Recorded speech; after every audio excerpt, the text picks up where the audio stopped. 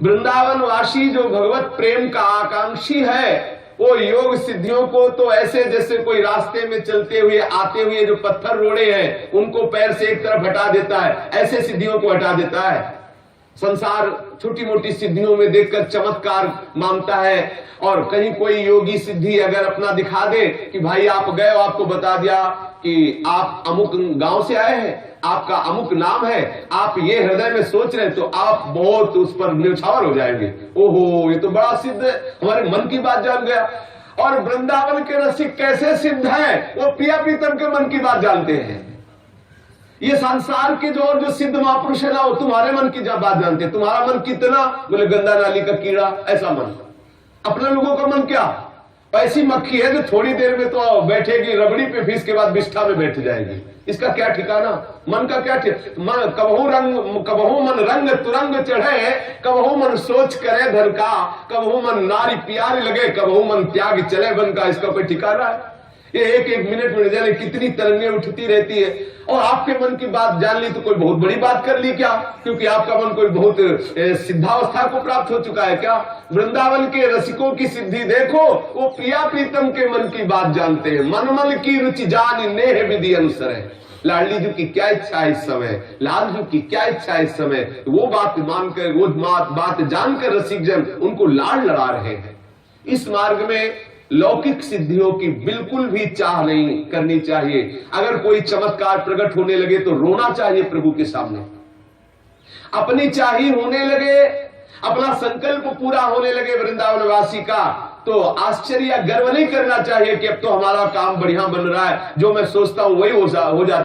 ये बहुत घटिया बात है।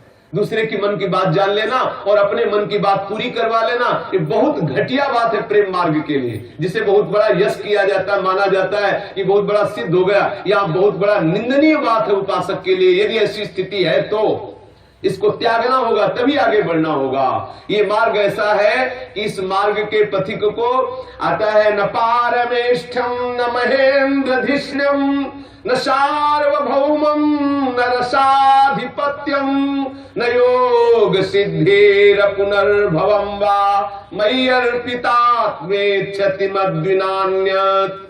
आहा, जिसने अपने चित्त को श्री श्यामा श्याम के चरणों में समर्पित कर दिया है, उस प्रेम रस का रसास्वादन करना चाहता है, जो महादुर्लभ वस्तु है। वो ना तो ब्रह्मा का परमेष्ठी पद चाहता है, ना देवराज इंद्र का महेंद्र पद चाहता है, ना पृथ्वी का सार्वभौम सम्राट पद चाहता है, न योग की सिद्धियां चाहता है, न वो मोक्ष पद चाहता है। उसके हृदय में एक ही चाह है, कब ऐसा होगा कि हम प्यारी और प्यारे जू के श्री चरणों की सेवा करने का अधिकार प्राप्त करेंगे?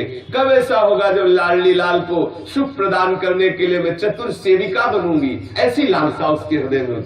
इन सबको तो एक क्षण भी उसके हृदय में इनमें रुचि नहीं होती। ना ब्रह्म पद, न मोक्ष पद, न इंद्र पद, न सम्राट पद, न योग की सिद्धियां।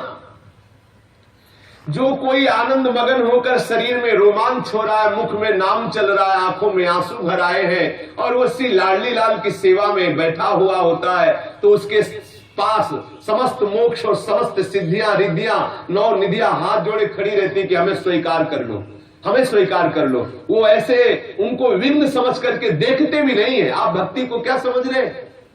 अरे भक्ति का बेटा है ज्ञान। ऐसे न जाने कितने बेटियों प्रकट कर सकती है, न जाने कितने कितने विज्ञान आनंद घन प्रकट कर सकती भक्ति। अनंत वैभव भक्ति का, अनंत ज्ञान भक्ति के हृदय में विराजमान है। जिसके हृदय में भक्ति आ जाती है उसको विशुद्ध ज्ञान होता है। भगवान श्री कृष्ण ने श्री गीता जी में कहा है कि जो मेरा भक्त है, अनन्य भाव से जो मेरा भजन करता है, संपूर्ण मुझे जान सकता, संपूर्ण। न किसी ज्ञान से, न किसी वेदांत से वो नहीं जाना जा सकता। अगर उस तत्व को जानना है तो अनन्य भक्ति के द्वारा जाना जा सकता है। जो भक्त को अनुभव होता है, जो भक्त को ज्ञान होता है, वो किसी को ज्ञान नहीं होता। ऐसा ज्ञान किसी को नहीं होता जैसा भक्त को ज्ञान होता है। भक्ति कोई साधारण बात थोड़ी है। हाँ, सिद्धो भवति, तो यहां कौन सा सिद्धि? ये सिद्धियों की बात तो नहीं, वो तो चाहता ही नहीं है। यहां यही सिद्धि, प्रेम सिद्धि,